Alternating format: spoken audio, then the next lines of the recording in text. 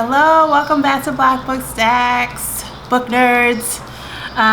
This is my summer reading update. I guess it'll be part one because there'll probably be part two. Welcome to all my new subscribers. I appreciate you being here, joining me in the space. This is all about Black books that I like. There are plenty of other booktubers who focus on and prioritize books by Black authors, by and about the Black author experience. Forgive my fan, but I do not. I am determined not to turn on my AC, but it means that I might look like I'm sweating to death, but I'm fine. So with that, I'll get started. One of my favorite reads so far this summer has been More Than Ready by Cecilia Munoz, who was the director of the Domestic Policy Council during the Obama administration, and the subtitle is Be Strong and Be You and Other Lessons for Women of Color on the Rise. So I highly recommend it if you are into self-help books, which I think I have said before, I really dig them for whatever reason. And it has lots of really great concrete advice, especially for people who are really big into Lean In. People don't really talk about it that much anymore, which I guess is fine. But Lean In by Sheryl Sandberg was for a long time like sort of the Bible, if you will, for women and women identifying people, to give them tips on how to basically show up differently for themselves in the workplace and kind of advocate for their work. And here, Cecilia Munoz is essentially saying, it makes sense that marginalized people, especially women of color, are going to feel some level of imposter syndrome once they ascend or as they become successful in spaces where they are often the only person like them, where people are not necessarily used to trusting them to be the authorities of their experience or also experts in their fields. And so she gives lots of great concrete advice about how to navigate some of the challenges of that. Another book there are two books that I'm reading that I really love, actually three.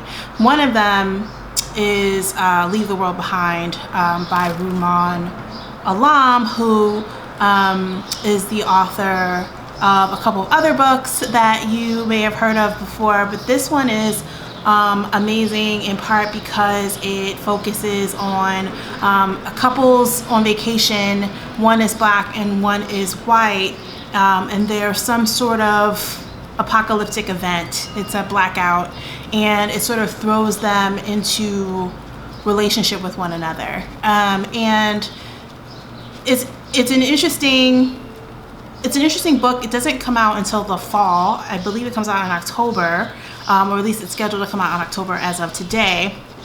It's an interesting book in that, Rumaan has a wonderful sense of humor, and he is very witty, but also very, the way that he writes his characters is very cutting. It can be, and very insightful, and sometimes his characters have their own unconscious biases, racism, however you want to talk about that. They have it, but they are often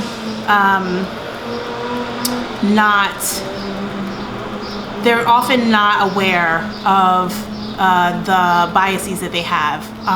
And I love the way that he treats that in his work. So I think his previous book was That Kind of Mother, and it focused on race kind of in the same way. There was a character in it that just totally drove me nuts because of how unaware she was. Kind of like, I don't know if any of you have seen the Hulu adaptation of Little Fires Everywhere, but I binge watched that recently, and it was great. I loved it. It was super entertaining, but Reese Witherspoon's character is like the most annoying white woman on earth. I mean, like, she reminded me of like watching The Help, and I know that was the intention probably, but I couldn't remember in the actual book Little Fires Everywhere if she was that irritating.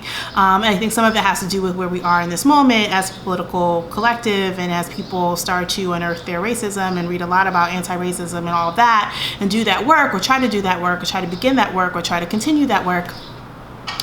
But in any case, yeah, the earnestness, the like, you know, I just can't, I can't believe you would think that I am not, like, you know, woke or thoughtful, or you would accuse me of being racist. There's a little bit of that undertone in Rumaan's book. So that's definitely one to add to your TBR for 2020 in the fall, if you're into that kind of fiction. It's a really entertaining read. It's really cool.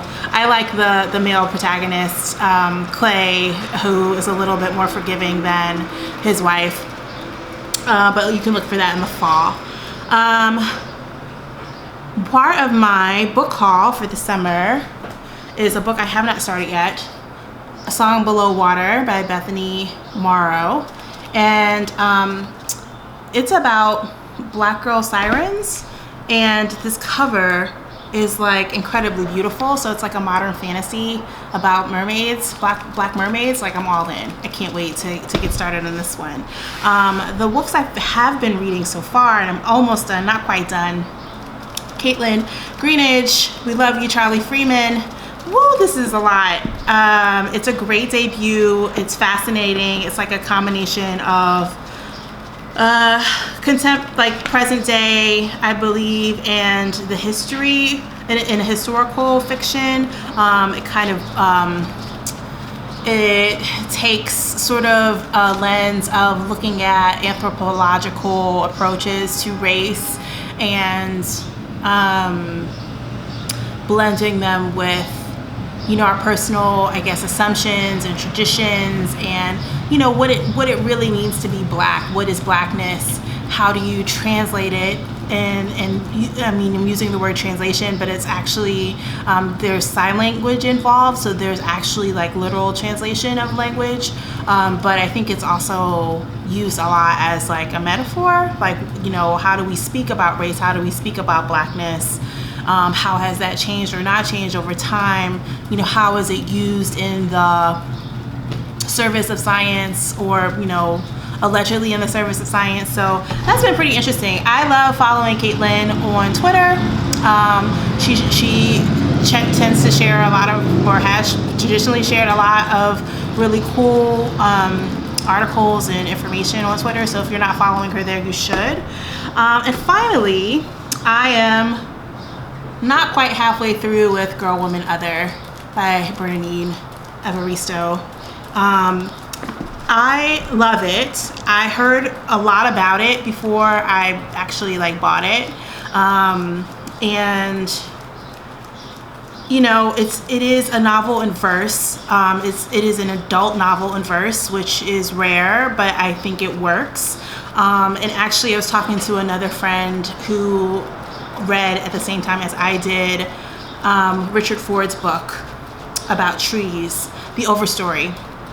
I read that earlier in the spring, and it was fantastic to read a book that was just about trees and their relationships and their social relationships, but it was told kind of like A Visit from the Goon Squad, where it's like a bunch of short stories that were kind of interlinked as part of this larger narrative. And so Girl, Woman, Other reminds me of The Overstory in that way, and my friend said that she had the same feeling. You get introduced to these different characters and their stories, and it's not clear to you kind of how they're going to connect, but apparently they do connect at some point.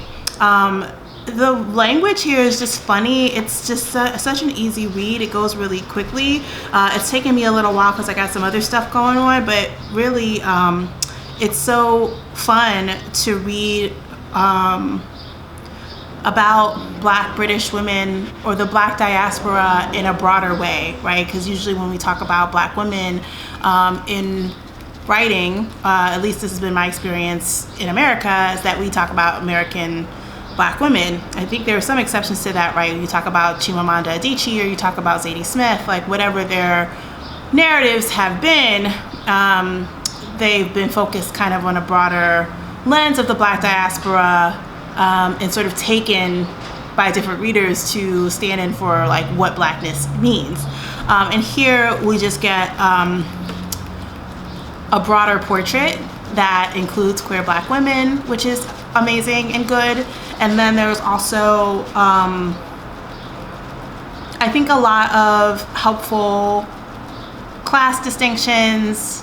The Black African immigrant experience is here, as it, I think, is reflected in parts of Britain, and just other perspectives that are refreshing to see that I hardly ever see in literature. So I'm excited to be exposed to them. Like I said, I'm about halfway through. This one is about, I don't know, about 450 pages, 452. And yeah, I Love You, Charlie Friedman is about sweet about 324 pages. So yeah, I think these are gonna last me for a good long while. Some others that I finished, or I'm trying to think of any others that I finished or that I've started reading. I have started reading The Black Kids by Christina Hammonds, I want to say. It's a digital ARC, so but the cover is amazing. It's just this like Black woman in these like aviator glasses. It's set in the time of the Rodney King trial of the officers who beat him. This is in 1992. So that's awesome. It's great to read a young adult novel that's set in a time that I can remember, or when I was actually a teenager. So that's fun. And yeah, I'm still making my way through The Black Cabinet, which is a fascinating read as well. That was by Jill Watts and came out in May. Really interesting to read about the history that came before the March on Washington that we all know from 1963. I'm at the point of the book, maybe about 63 or 4% through the book, at this point, where she talks about how A. Philip Randolph tried to work with FDR to desegregate the military and all of the resistance that came from that, and the fact that the March on Washington was basically postponed so that the executive order 8802 could be signed. So basically, like, FDR made this deal with A. Philip Randolph, like, hey, if you put off this march, or if you cancel this march, I'll do whatever you want. Just like say the word. And A. Philip Randolph is like, yeah, desegregate the military, and we'll postpone the march. So I'm excited to get to the part where I figure out like what connected,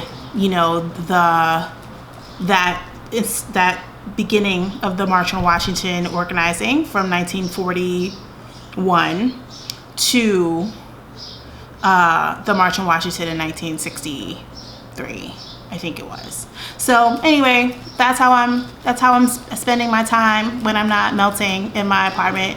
I'd love to hear what you're reading, what new books you picked up, if you've read the books that I mentioned, and yeah, I'll link to them below. And I'm excited to hear what you're reading. Let me know in the comments. Until then, stay cool, enjoy all of your reads, and I'll see you again next time.